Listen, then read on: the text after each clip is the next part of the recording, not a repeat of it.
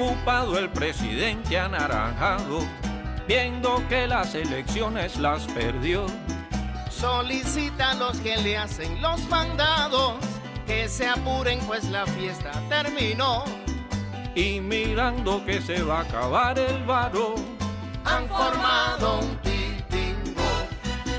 Se han negado a abandonar la Casa Blanca, a la silla del despacho se amarró. Los pelitos que le quedan los arranca, pataleando por la rabia que le dio. Y mirando a Cuba con sus batas blancas, de cabeza se tiró. El que tenga confusión que se confunda, el que quiera claridad que venga a ver. La jugada no es compleja ni profunda, está claro cómo quieren proceder. Solo falta que nosotros los dejemos, y eso no va a suceder. Con la conga de los hoyos no te metas. Cuba viva sin que nadie la someta. Mi tierra linda, mi cubanía, mi bandera se respeta.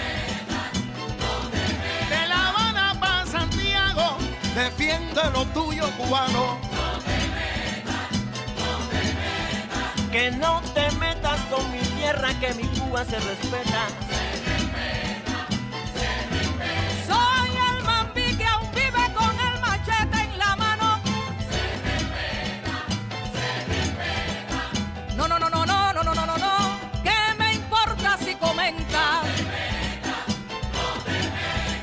De donde vengo yo, estamos listos para la contienda. Aguanta ahí, pero dime tú, ¿pa' qué tú inventas? Con mi pueblo guarachando, yo vine aquí para cantar. Toda Cuba está esperando que yo la ponga a gozar. Aquí nadie tiene miedo, tú conmigo no te metas. ¡Hey! Oye, soquetón, mi alegría te molesta. Porque tú me conoces bien en todas mis facetas. Que no tenemos miedo, sal de ahí, no abra esa gaveta.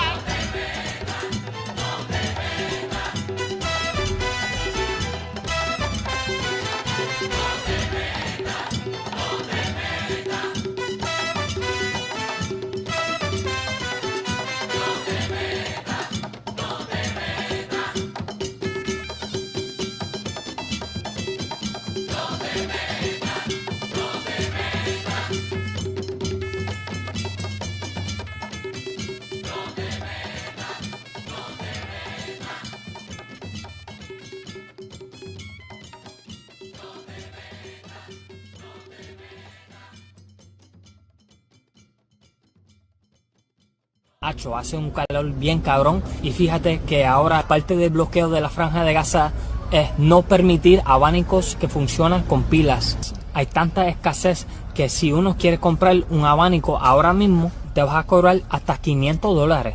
Pues para mi gente, soy libre, un boricua en Gaza, y hoy vamos a hablar sobre por qué Gaza, Cuba y Borinquen están enfrentando problemas similares por razones coloniales, que es no tener acceso a agua potable y electricidad. Vamos a empezar con Gaza.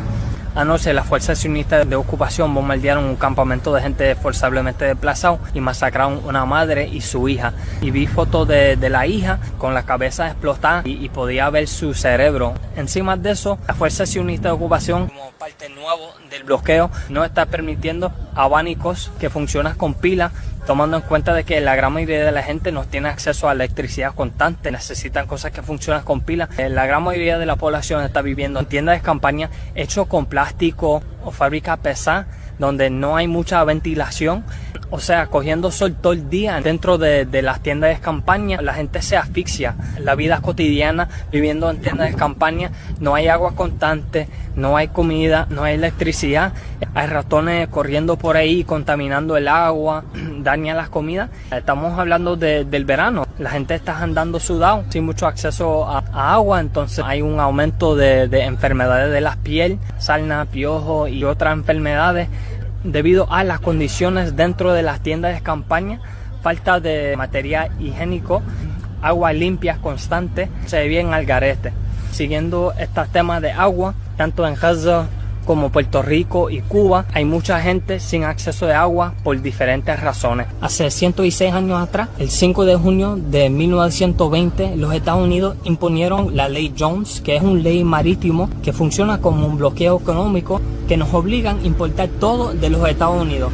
En Palestina, 78 años del Nakba, de que las fuerzas sionistas de ocupación empezaron a atacar la infraestructura pública, controlando militarmente tierra, agua y recursos. Debido a eso, encima de 3 años de genocidio, ataques intencionales a la infraestructura pública. En el caso de Cuba, casi 67 años de sanciones y un embargo, bloqueo. Ahora mismo 153 días de un embargo energético que no permite las entradas de petróleo, que 3 millones de cubanos quedan sin agua y muchos sin acceso a electricidad. Casi 2 millones de casetíes quedan sin agua y electricidad bajo condiciones de genocidio. Más de 100.000 boricuas llevan más de 50 días en algunos pueblos más sin agua y electricidad. Son problemas coloniales, sistemáticas e intencionales, por diferentes razones con resultados similares. We know that your office is talking to the Castro family, and you're sending the message that the game is over, that they need to open up the democratic game. We know that, all right? So the question is, what's delaying that process? Well, it's not that it's delaying the process. We've had conversations. We have diplomatic engagements with the Cubans consistently over time, over multiple reasons, and for many reasons over the years. In fact, the CENTCOM was just down at the fence line in Guantanamo, not CENTCOM, SOUTHCOM, over the weekend as well. Our message to them has been very clear. If they want a path in which they can recover their country and save it. But we understand that they are not understanding that. So then correct. What's next? So what can we do in order to make them understand that the game is over? Well, we're not going to allow them to benefit from the game that they've been playing, in which they're stealing money from the Cuban people to the benefit of this conglomerate at the expense of the people of Cuba. What we are offering to do is distribute $100 million in humanitarian aid to a non-governmental organization. Well, now they say they've accepted it, but they're creating impediments. It has to go through the Catholic Church, and they're not willing to do that. And others, Samaritan Purse. We have a whole host of organizations that are prepared to do it. Is there any way that we could find another DLC number 2, following the same example that we have in Venezuela, where we removed Maduro because the grand jury indicted him and he was in the transnational criminal organization lists? If that were to happen, could we find a DLC number 2? Well, first of all, I think that some of the models you want to look at is the way the Czech Republic or Poland transitioned out of and one of the things they did is they did preserve certain institutions in their society in order to provide stability and longevity to the project they were in. Even in the midst that there are no institutions in Cuba. I think you're asking me to identify, is there specific individuals in the Cuban government? I think there are specific, maybe technocrats that you could work with. I think it's a little harder when you get higher up because of the ideological bent that some of them have. And I agree with what you're saying. People that are not, their hands are not full of blood. Could we consider the possibility in order to avoid civil wars and instability and chaos? I think the United States is open to a negotiated situation that puts Cuba on a path towards democracy, prosperity, freedom, normalcy. We would be open to that, and we would work with whoever is open to doing it. Obviously, it'll be challenging, and that system is all I've said. I mean, some of these people have committed 67 years to this viewpoint. It isn't hard, it's not going to be easy for them to pivot away. We know that very well in our community, but have we been able to identify someone that could fill that role? Well, I wouldn't say that we've identified a specific individual that could. I think there are clearly people within the technocratic realm of the government that could play some role in all of this. But ultimately, if you're asking me, is there a singular individual right now that we would trust and rely on to lead this transition from start to finish, I can't give you that name right now. I understand. Now, we know that today Raul turns 95 years old. At 95, you're pretty old, and making decisions is very hard. We know that El Cangrejo is his grandson, he's younger, 41 years old. Don't you think that maybe are you sending messages to the younger generation to convince Raul in order to make it easier for that island, like you said, to become Jamaica or Dominican Republic, Taiwan, Singapore, and Hong Kong? Yeah, I think that there are clearly individuals within the apparatus of power in that country that understand that what they have now is not sustainable and needs to be fixed. But they don't have power, do they? They cannot make decisions. Even if they have power, they don't know how to do it, or they don't have enough power, because so much of it has to be consensus built internally. But there are clearly people that are aware that what they have now is not sustainable. Welcome to Revolution Within the Revolution. We are a show of the National Network on Cuba. And what you just saw was Marco Rubio. Yes, the Marco Rubio actually admitting that these democratic processes already exist in Cuba. And not only that, not only did he find a million different ways to avoid explicitly saying it, he even said from his own mouth, from the horse's own mouth, from the belly of the beast's own mouth, that the United States is actually the country that forces other countries to do things dependent on their own standards and what it is that the empire is wanting. So when we hear these slanderous lies, when we hear this idea that Cuba is authoritarian and America is the quintessential democracy, what we know is that this is a falsehood. And it's a falsehood that's being admitted explicitly from the politicians who are running this empire, which is incredibly, incredibly important for today's show.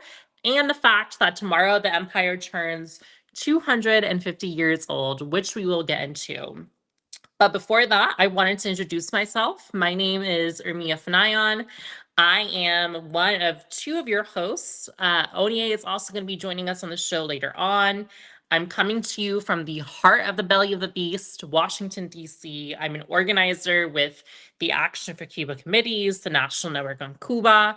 And today we are joined on the International Week of Action, which we will be talking about a little bit later. But before that, what I want to talk about is this day in Cuban history, July 3rd, 1898. This was a significant moment in Cuban history because it was the day the Spanish Empire took one of its biggest hits, losing the Santiago de Cuba battle. For Cubans who had spent years risking everything to break free from colonial rule, it was proof that even the strongest empires can fall when people refuse to stop fighting for their freedom. Cuba's struggle for independence had been driven by its own people long before outside powers even got involved, and many believed their dream of a complete freedom was only partially fulfilled. The Battle of Santiago de Cuba is a reminder that real liberation isn't just about defeating an empire, it's also about making sure the people who fought for freedom get to decide their own futures, their own destiny, and that's precisely what the Cuban people did. And speaking of choosing your own destinies and your own futures, we also want to recognize that first combatants Cilia Flores and Maduro are still being held behind bars in New York City after a sham hearing and the kidnapping of them as sovereign states, sovereign heads of states for Venezuela by the terrorist United States. So today and every single day, we say free Maduro, free first combatant Cilia Flores, and we demand to see a free and sovereign Venezuela, free from the hands of the empire, free from any kind of invasion and any kind of US intervention. And speaking of fighting back and the struggles that are happening in the Caribbean, we also recognize that today we meet on the International Week of Action. This is a week of action where we are demanding no war on Cuba. We are demanding the end of the siege on Cuba from the hands of the United States. And tomorrow will be the end of the week of action, but our resolve and our movement continues to move on. So before we get into some context and some happenings that are going around, not just around the country, but around the world, we want to show you some clips that you all have sent us from your demonstrations and your actions this week. Let's roll the clips.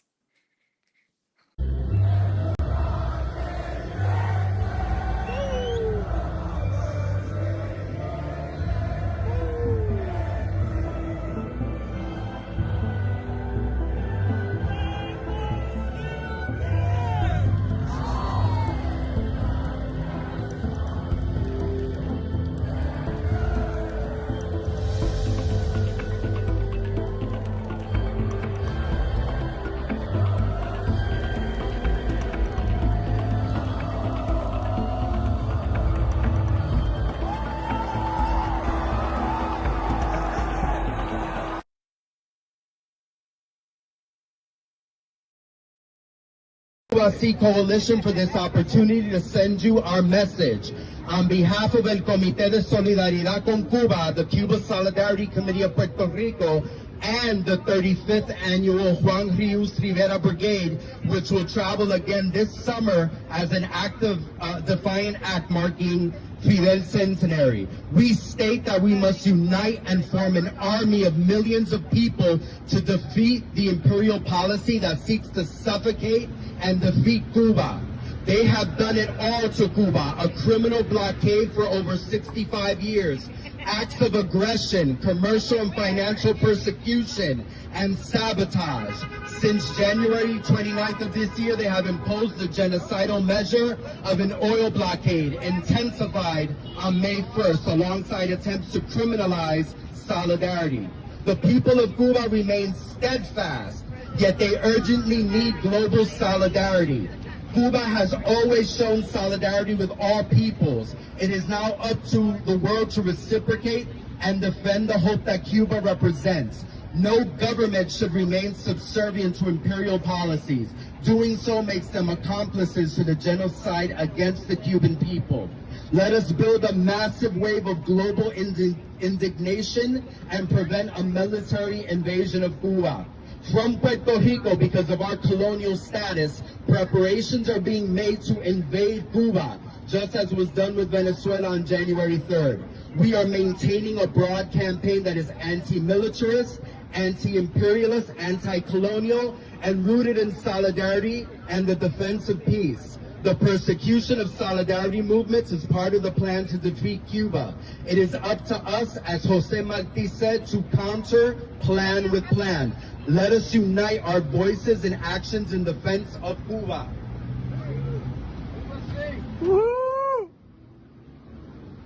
Let us build a global solidarity network that reminds the empire of its defeat at the hands of the heroic people of Vietnam. Let us assert the will of our peoples and the right to peace. Let us break the criminal blockade and demand oil for Cuba now from all producing countries.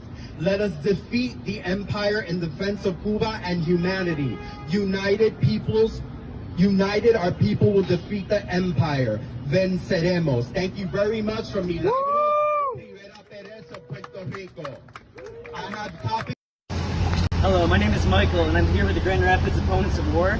Today we joined demonstrations across Michigan to demand no U.S. war on Cuba and an immediate end to Trump's oil blockade, which is designed to destroy the lives of the Cuban people. We cannot emphasize it enough. Cuba is not a threat to the people of the United States, but one of the greatest friends that we have. We remember 21 years ago when Hurricane Katrina happened, and 1,500 Cuban medical professionals were mobilized to come to the aid of the people of New Orleans. And they were turned away by the U.S. government, which left thousands of poor and black people in New Orleans to fend for themselves. To say it again, the people of Cuba are our friends, not the U.S. politicians that approved billions of dollars for endless wars at home and abroad, including the endless economic war on Cuba. For us, the agenda of Donald Trump was always war against all working people at home and abroad. The only solution there could be for this is to make these wars be the end of Donald Trump's administration and an end to all U.S. aggression from the Caribbean to West Asia. We have a duty to the Cuban people that must be fulfilled, an end to the blockade and an end to all U.S. aggression against Cuba once and for all. We call on you to join us in the No War on Cuba campaign and to carry on the fight with us as we build the anti-war movement here with the Grand Rapids Opponents of War. No war on Cuba! No. So let's talk about these economic reforms. There's been a lot of discussion, a lot of there's a whole trend of Western leftists kind of hand-wringing about, the revolution is over, this kind of stuff, right? So what is important for you all in talking about and understanding what is going on with these new policies? How do you contextualize and understand them? Well, I think firstly, Jared, we have to be honest and not confuse what these reforms are, right? I think, like you said, much of the Western narratives, not just the Western reactionary right, but many people who are on the left in the West as well, have created these dishonest claims that this is somehow the fall of socialism, that this is somehow Cuba capitulating, that this is somehow, the Cuban Communist Party and Diaz-Canel rolling back any kind of progress they've made. But the reality is, we have to understand that Cuba is a country that is under siege, and it's under siege because of the United States, because of the country that these dishonest claims are coming out of. And when a people are under siege, when they don't have access to food, when they don't have access to water, when babies are not able to get formula, there are certain things that we have to be material about. And the Cuban Communist Party, the Diaz-Canel, the leadership of Cuba, recognized that in order to save their people, in order to fight and continue to survive as a dignified sovereign nation, there were certain reforms that they needed to make. There were certain changes that they needed to make to their economy. This is not a rolling back of socialism. This is not, capitulating to the capitalist West. This is simply recognizing that in order for them to stay sovereign, in order for them to be dignified, they have to fight back in more ways than one, right? And fighting back doesn't just mean picking up a gun, but it also means surviving and ensuring that your people as a nation survive. And so, what we want people to understand in this moment, as the Cuba Solidarity movement, is that we have to understand the dialectical relationship of what is going on and how, socialist nations are able to survive in times of economic crisis. This is not anything new, right? This is something that China has done in the past, that the Soviet Union has done, that Vietnam has done. We have to understand that these socialist nations don't exist in silos. They exist in a world that is dominated by capitalist, imperialist domination, right? And so long as that is true, then they have to be able to shift their tactics and shift what it is that they do to keep the survival of their people up. And that's exactly what is happening now. Greetings, comrades. This is your second host, Onya Sanu Chatoye, speaking to you from occupied Seminole, Muskogee, and Miccosukee territory. That was my co-host, Ermia Fanayon. Thank you for saying your name. Hope I did not mess that up. Speaking on the Millennials Are Killing Capitalism podcast for a No War on Cuba edition that they did in partnership with the NNOC, breaking down precisely why Cuba's new economic reforms are just another collective innovation of the Cuban Revolution under genocidal attack by the US empire, not a so-called capitulation to imperialism. But just to back it up a little, if you don't know who I am one of the 5 elected co-chairs of the National Network on Cuba. I am also an organizer with the Venceremos Brigade, the oldest US Cuba Solidarity delegation still in existence. And I am an editor with Hood Communists. And I want to talk to y'all today about Cuba's new economic reforms, what they do, how we got here, a little bit of analysis and takeaways from this new tactic of the Cuban Revolution to survive, and then next steps for us in the Cuba Solidarity movement. Also want to talk about the 250th birthday of the US settler state. This genocidal empire is about to go up tomorrow, celebrating itself. But what is actually being celebrated? We can break it down together a little bit later. But first, to get into those economic reforms, like Comrade Ermia laid out on the Millennials Are Killing Capitalism podcast, there's been a lot of hand-wringing from the US left, from the Western left, speculating that these reforms represent some kind of capitulation of the Cuban Revolution to US imperialism, that they are allowing capitalism in, that they are abandoning socialism, that this is the end. There are so many people that are like constantly trying to correctly call the fall of the Cuban Revolution or the fall of assorted nations resisting imperialism. And I just want to say for the record that is a very stupid tendency, and y'all should stop doing that. You should actually do the work you need to do to understand how these nations, how these socialist and anti-imperialist projects are surviving the constant onslaught of imperialism, because there is, in fact, a lot we can learn from how they're doing this. Instead of speculating about how this is going to be it, this is the end, why don't we do what we're supposed to do and oppose the impositions of the US government on these projects, defend these projects, instead of constantly praying for their downfall or predicting their downfall? God damn.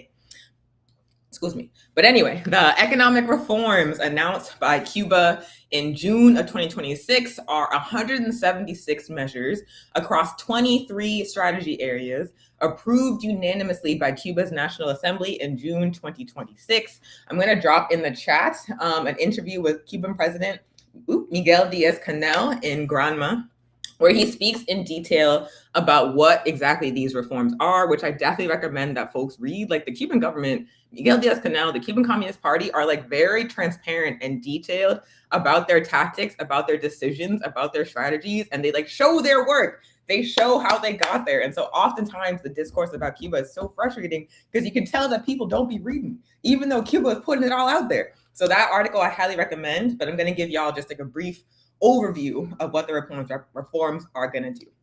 So first and foremost, municipalities will be able to export and import without approval from the central government. They'll also be able to manage their own foreign exchange as well as investment with Cuban or foreign companies.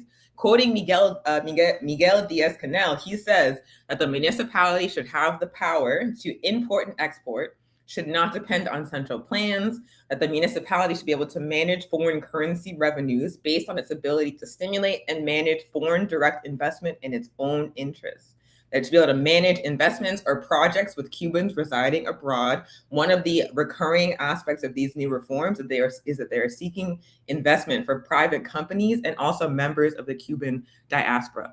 Also, municipalities should be able to approve investments by Cubans residing in Cubans, and they should be able to facilitate all interconnections and partnerships among all economic actors, basically allowing municipalities in Cuba to operate more independently, to seek foreign investment in order to fund their social development.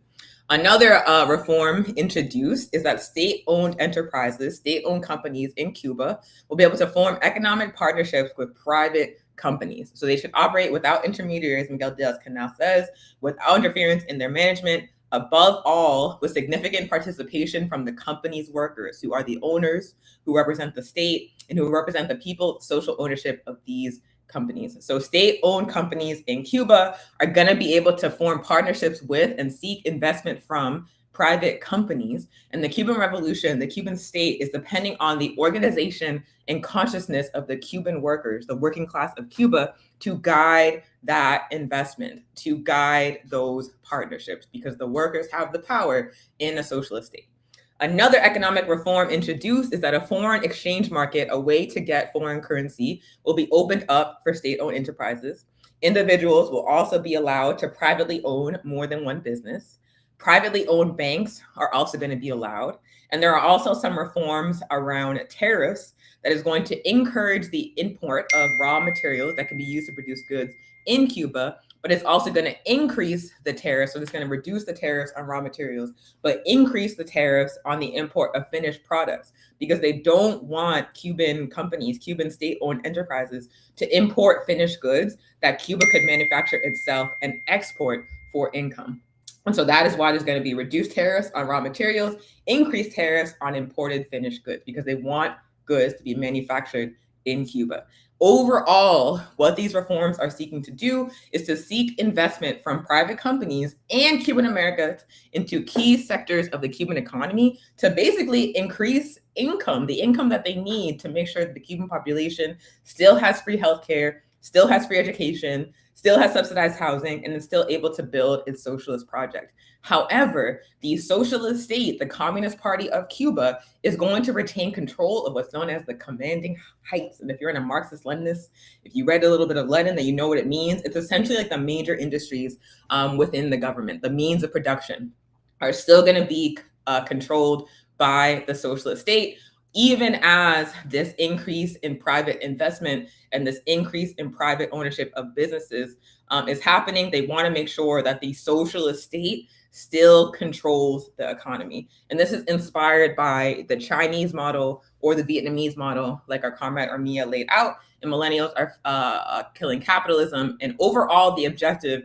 is for private capital to fund socialist development in Cuba. So this is not a capitulation to imperialism. This is not Cuba abandoning its socialist project. In fact, it is Cuba pivoting in the way that it needs to get the income it needs to continue building socialism. It is not a capitulation. They are not giving up. They are doing what they need to do to survive under constant attack.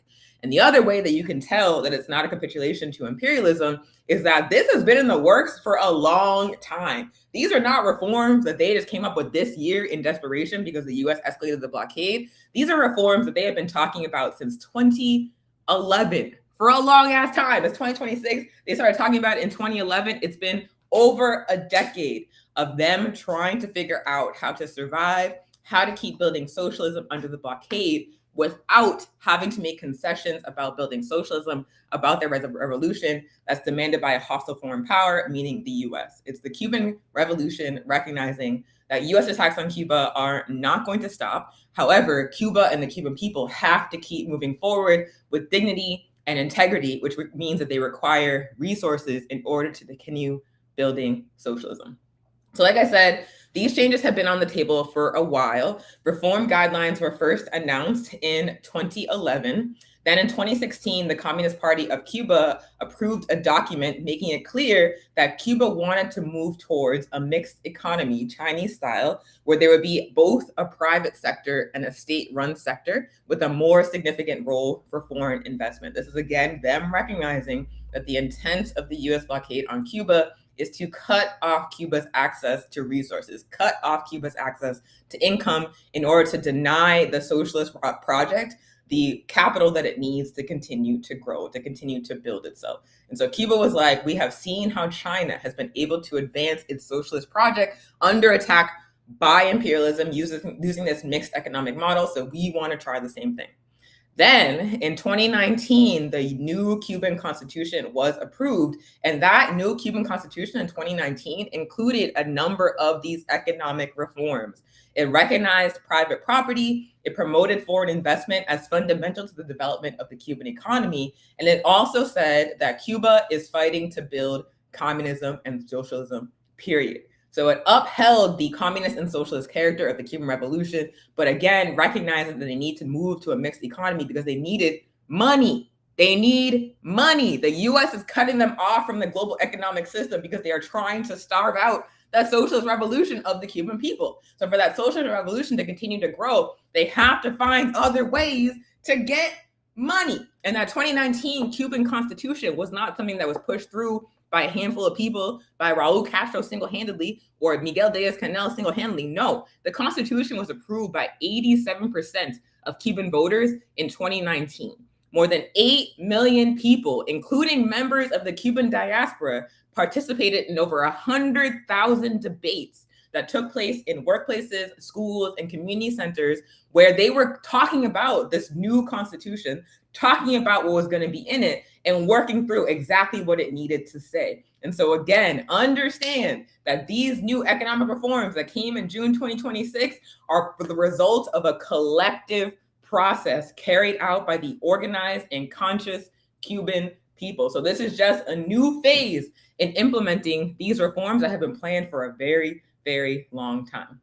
And part of the reason why we saw like these new measures put forward after like another internal process of debate, like they gathered all the economists and accountants in Cuba and asked them for their ideas about how to push this forward, how to implement this, how to make this faster, is because even though the reform guidelines were announced in 2011, they were very, very slow to be implemented, like the changes that need to be made.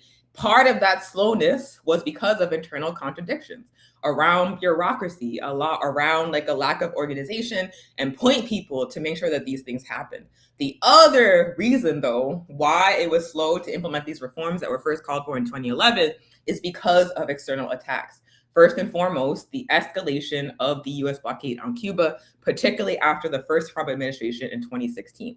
They were facing internal contradictions that are going to happen in any kind of like socialist project, in any kind of political party. There's going to be a contradiction between centralized control and the need for grassroots innovation. If like the centralized control, like the centralized leadership, the central committee does not have the capacity to oversee all the things that need to happen, they can function as a bottleneck. If you have been in a socialist party like I have, you have seen it for yourself on a smaller scale, like what Cuba is dealing with, that contradiction between the base and the centralized leadership.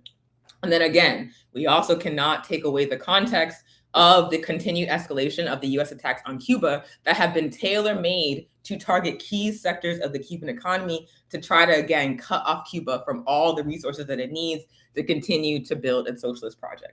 So these reforms that we're seeing in June 2026 are meant to streamline and accelerate a process that was initiated over a decade ago. So some takeaways, some analysis about what this means.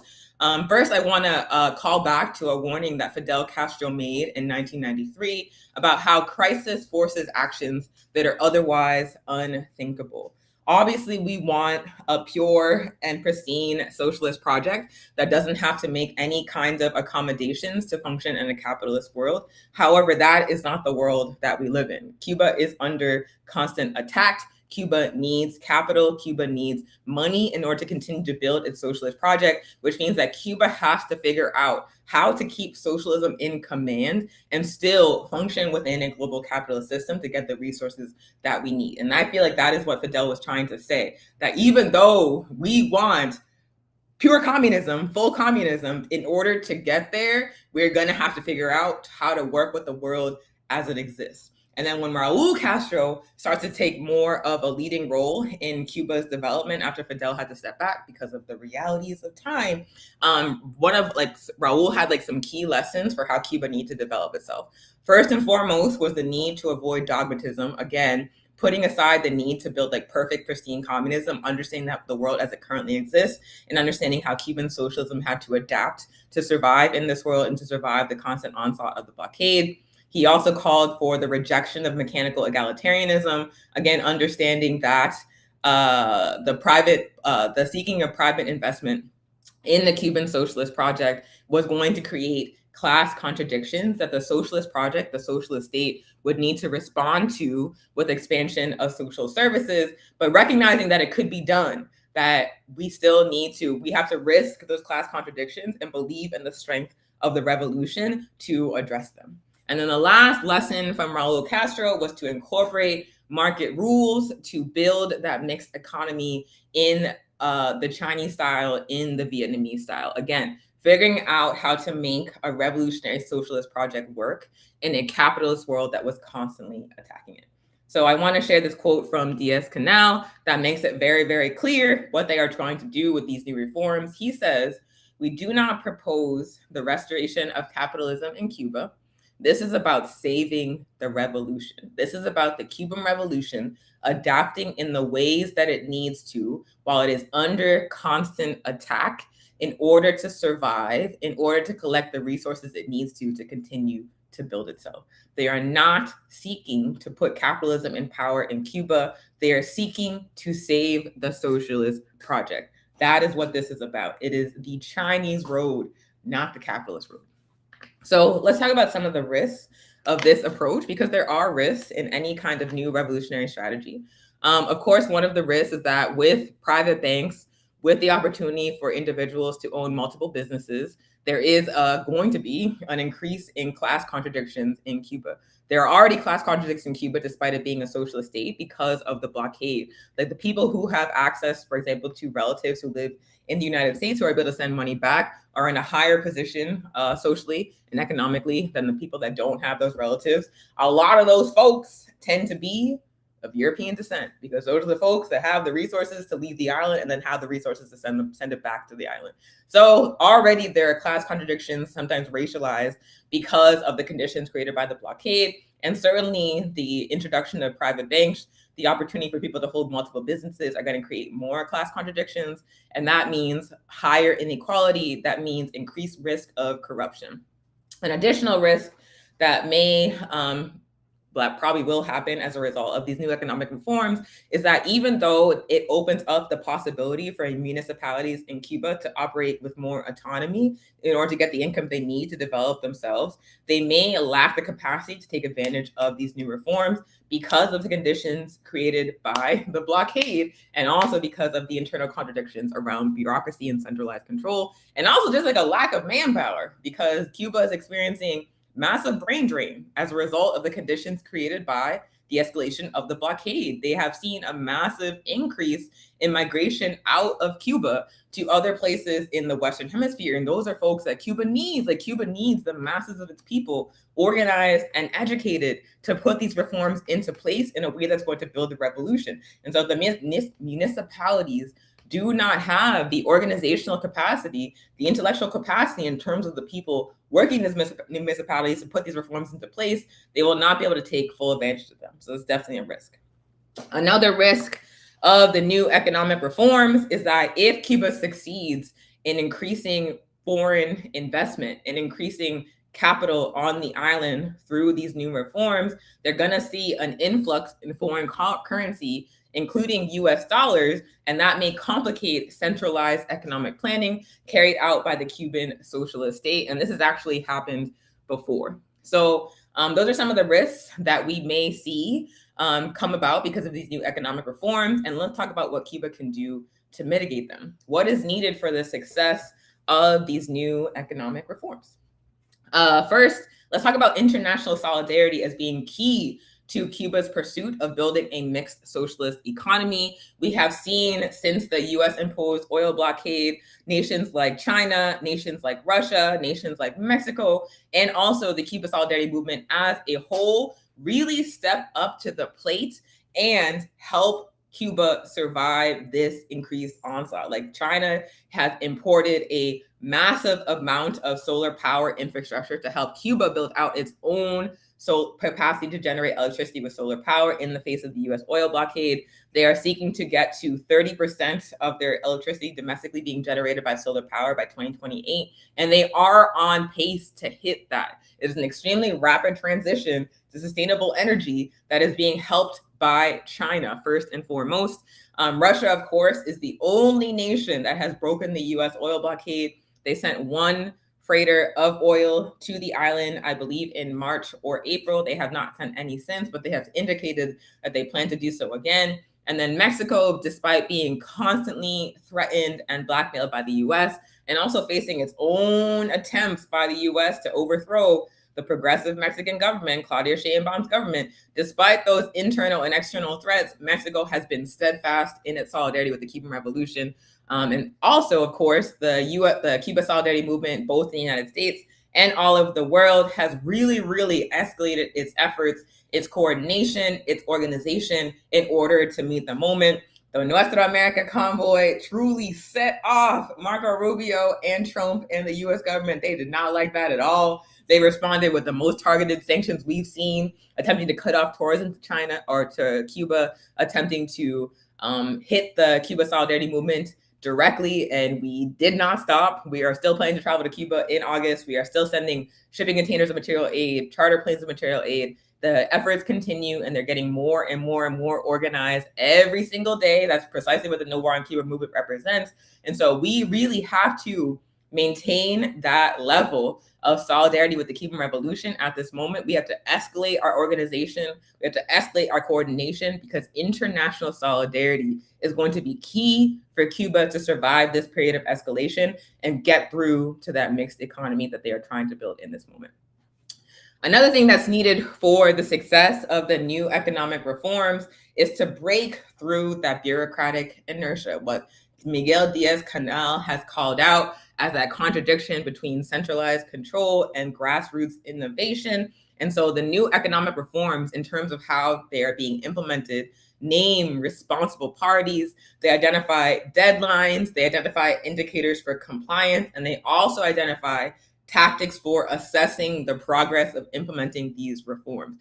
Basically, they are trying to identify who specifically is responsible for making this happen. How do we assess if it has happened or not? And how do we assess how well it's doing to make sure that these things actually happen. Like, this is a key tactic of organizing any kind of campaign, whether it is a national level economic reform, whether it is a no war on Cuba global movement, whether it is local organizing. You have to have people responsible. You got to have deadlines. You have to assess whether or not it happened in the way that it needs to happen. And you have to assess how it was done, how well we implemented that. And so that is precisely what Cuba's plan for putting these reforms into practice includes, to break through that bureaucratic inertia.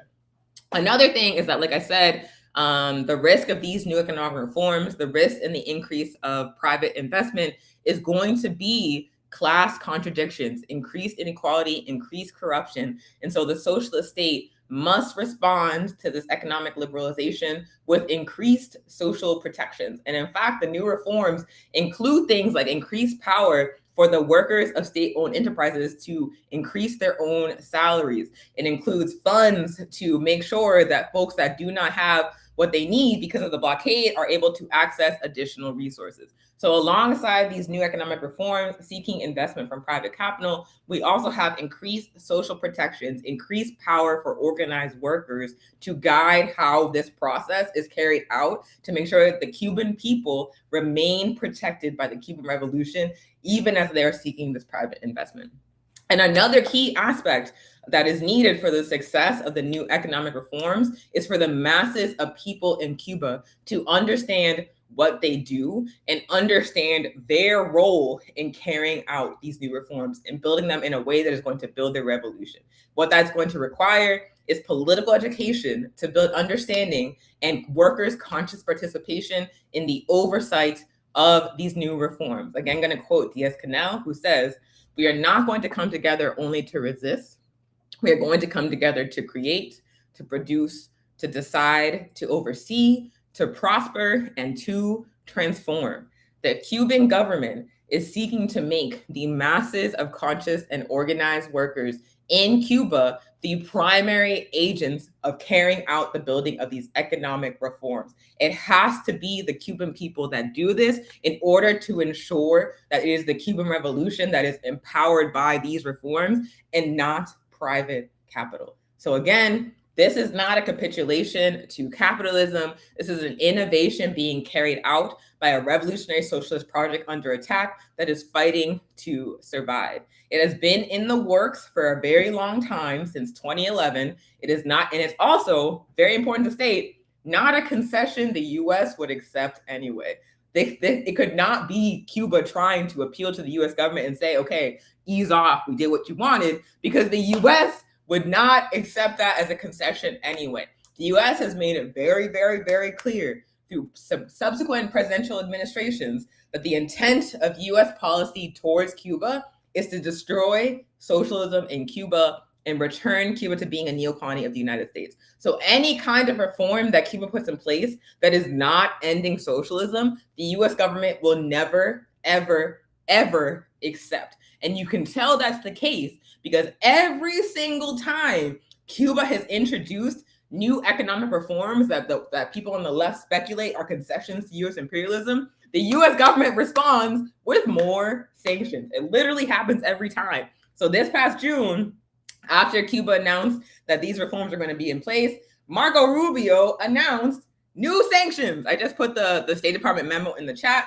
Some of the entities that were sanctioned as a direct response to Cuba's new reforms is Almacenes Universales, which is a Cuban logistics company covering storage, handling, transportation services, and ports.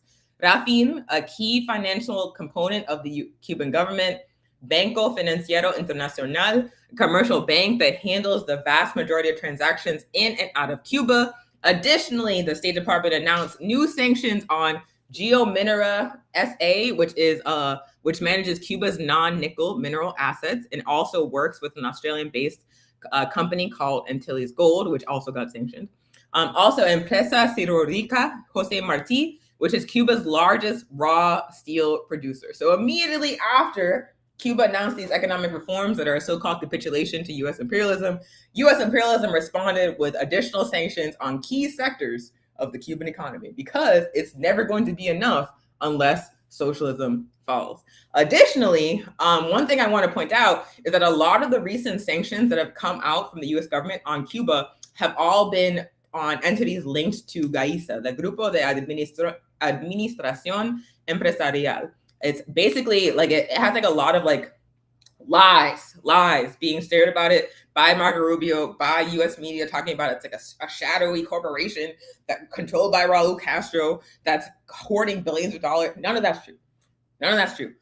What GAISA is, it definitely is a conglomerate that runs much of Cuba's economy, infrastructure, and social services. However, GAISA was created in 1995 as a response to the special period. For folks that don't know, the special period was a point where after the USSR fell, it was like Cuba's primary trading partner.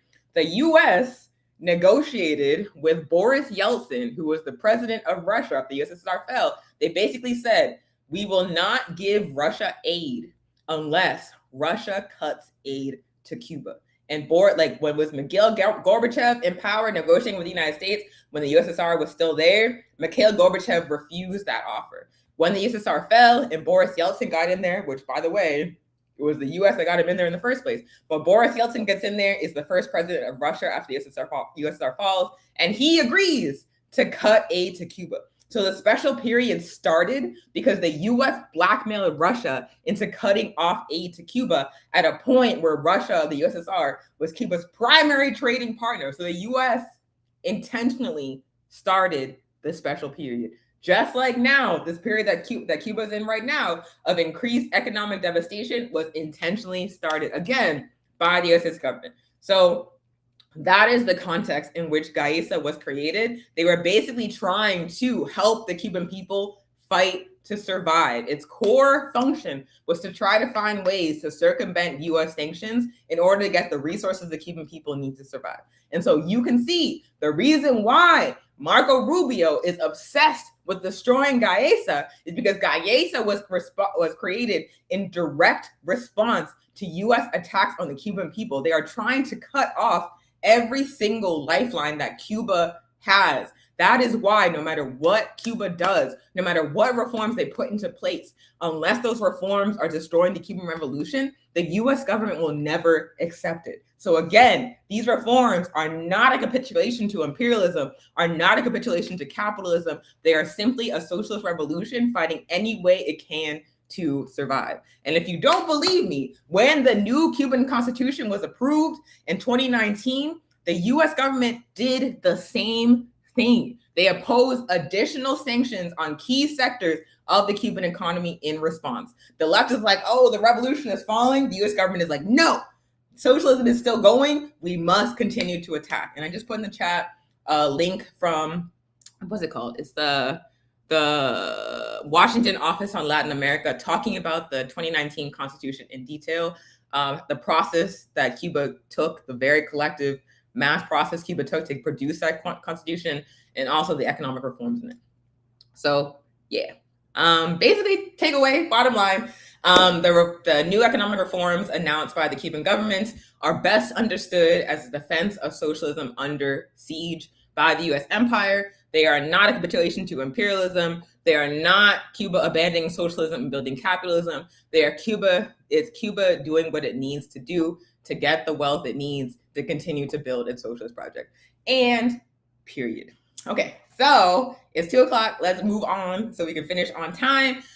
So tomorrow, July 4th, represents the 250th birthday of the US empire, the US genocidal settler state, and there are going to be a number of activities nationwide, including in Washington, D.C., commemorating this 250th birthday of the U.S. empire. We have a lot of jingoism, nationalism looming across the U.S. population. It was actually wild. I was telling my comrade Erica from Black Alliance for Peace that we played a clip earlier in the show of comrades from Black Alliance for Peace protesting for Cuba, calling for no war on Cuba outside the U.S. Bosnia game on July 1st, which happened on Wednesday.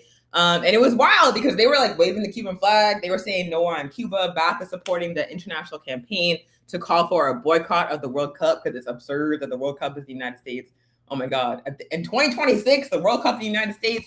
Oh my God. So Yeah, they were out there, they were protesting as they should be, and they were like surrounded by people waving American flags. And it's like really jarring because we are like several years into a live stream genocide. At this point, it's like mainstream knowledge that the genocide that the Zionist entity is carrying out in occupied Palestine is only possible thanks to the support of the United States.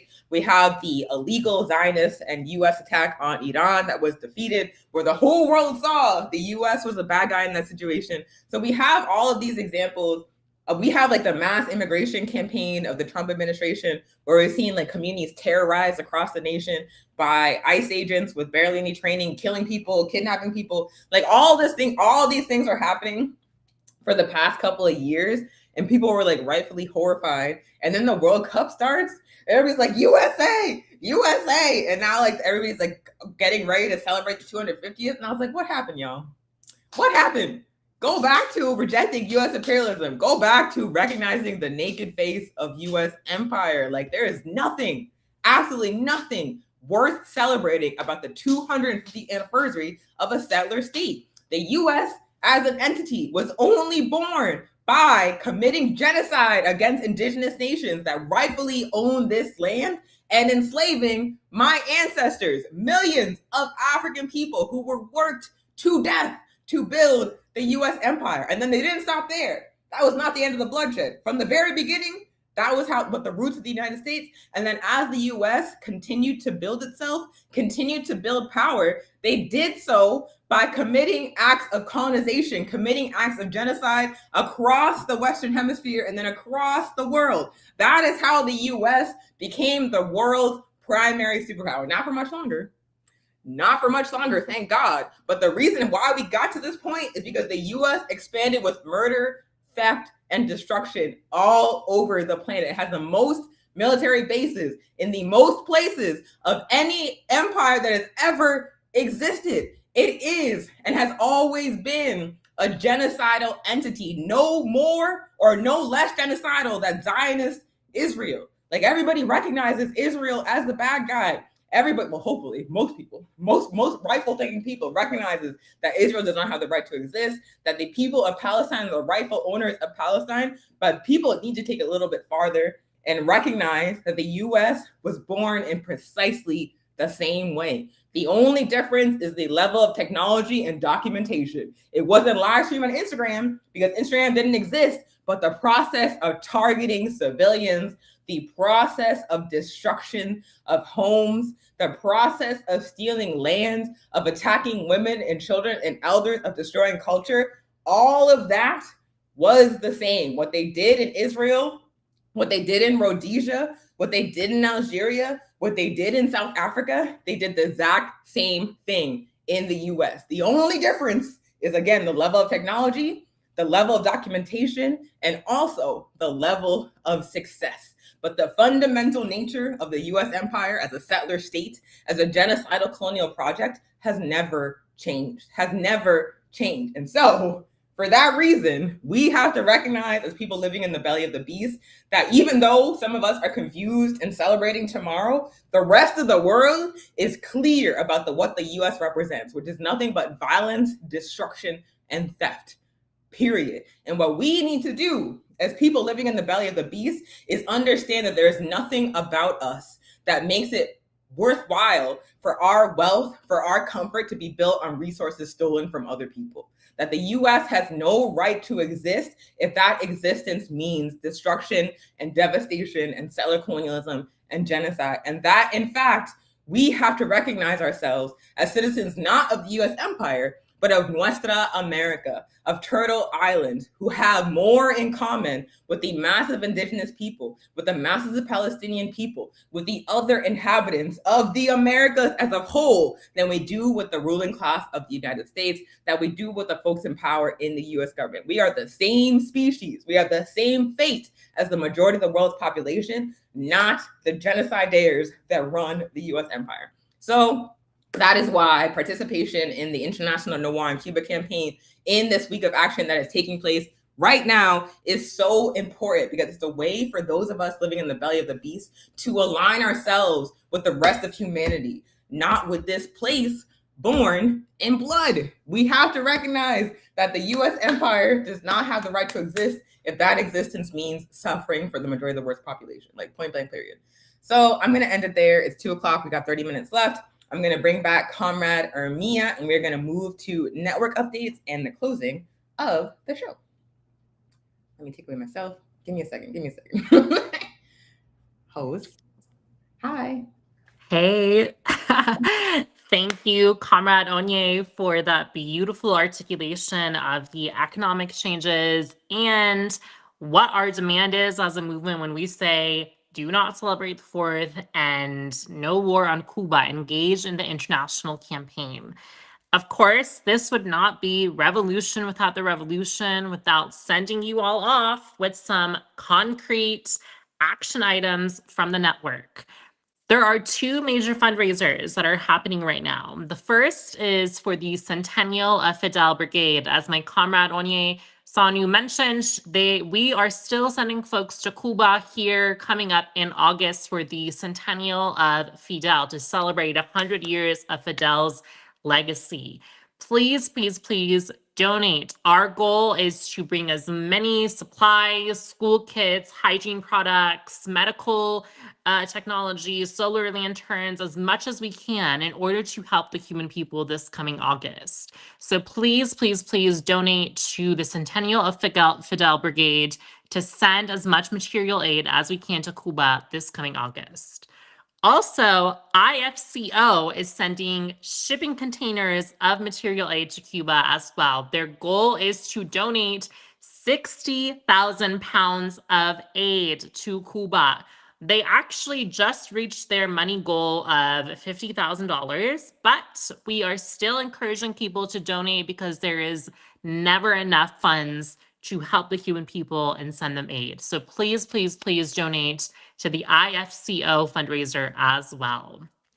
And of course, like we mentioned, another huge part of our demands for this week is do not celebrate the empire. We know that American propaganda is filled with people saying, get into the streets for the 4th, celebrate these fireworks shows, go to these fairs, but we are asking folks to boycott and do not celebrate. Resist and instead join the closing of the Week of Action for Cuba. There are 2 major events happening tomorrow that we encourage people to join. The first one is happening in Tampa. It is going to be a cookout fundraiser for Cuba at Roulette Park, which is starting at 4 p.m. and ending at 7. So if you're in Tampa, please, please come through. And the other one that's happening is in Portland, Oregon. This one will be happening at Fernhill Park starting at 5 p.m., which will be a fundraiser as well. So please, please, please, if you are in those cities, join these Week of Action closing events. And no war on Cuba. Fuck the empire, screw the U.S. terrorist state, and let's get into the streets and make some noise as the empire turns 250 years old. And of course, next week, we are going to be talking more about the legacy of Comandante Fidel Castro. We are going to be highlighting in the next few episodes his legacy, what he's done for the Cuban Revolution, what he's done for the Cuban people, because in August, the Comandante turns 100 years old, 100 years of Fidel. So please, please, please join us in the coming episodes. Thank you for watching Revolution Within the Revolution. And as a sign off, we are going to be recognizing Africa and a united socialist Africa, because the slander is not just happening against Cuba, it's also happening against the Alliance of Sahel states at this moment. So what we say is, long live the Alliance of Sahel states. Forward to united socialist Africa. The Americas are indigenous lands. Africa for Africans. All power to the people. Thank you, comrades. Eran las 3 de la mañana, 3 de enero en el calendario. Caracas dormía tranquila bajo su manto diario, pero el cielo no trajo sol, trajo un ruido de metal. Y en Fuerte Tiuna se rompió el silencio habitual. No fueron truenos de lluvia, fueron botas extranjeras que cruzaron sin permiso nuestras líneas y fronteras. La noticia corre como pólvora, la pantalla se congela. Se han llevado al presidente, hay fuego en Venezuela. Liberen a Nicolás, grita una parte del mapa, mientras la garra del norte su sentencia destapa. Dicen que va hacia el norte sobre el mar prisionero, en las entrañas de acero de un buque extranjero. Que el mundo se detenga, que nadie quede mudo, hoy la historia se parte. Liberen a Maduro. Hoy en Moscú escuchas el eco en el Caribe. Si cae un socio el equilibrio no sobrevive. Pekín levanta la vista, el dragón debe mirar que las flotas del imperio han vuelto a navegar. Hermano en La Habana, sandinista en Nicaragua, saben que esta misma lluvia mañana será su agua. Si hoy tocan a uno y lo sacan de su cama, mañana su justicia incendiará toda la rama. Dicen que el Iwo Jima navega con la presa, que van rumbo a Nueva York a servirlo en la mesa. Trump firma la orden, Petro mira con espanto. ¿Es justicia o es venganza lo que cubre con su manto?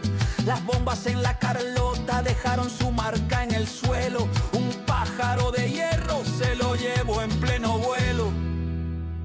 Para el que celebra en Miami, para el que llora en el barrio, esto no es solo un hombre, es un cambio de escenario.